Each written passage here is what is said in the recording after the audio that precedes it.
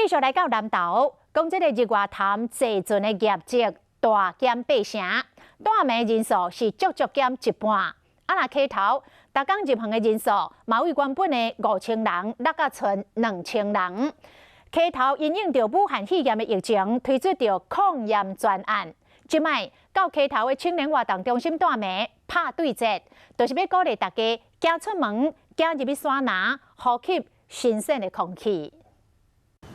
日月潭坐船的码头冷冷清清，拢无看到游客，游艇嘛拢停伫码头边。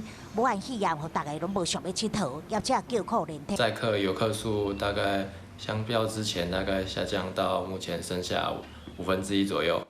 行伫街路拢无啥有游客，这业者嘛讲带名人数足减少一半。餐饮业者嘛讲拢无想要营业。开门嘛了钱，无开门嘛了钱，开门了搁较济。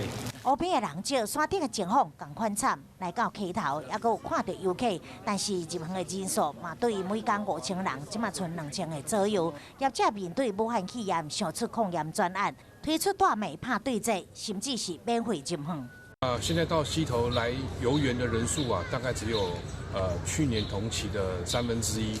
到溪头来，增加抵抗力啊，提高我们的免疫力啊，我们一起来共同来对抗这个疫情。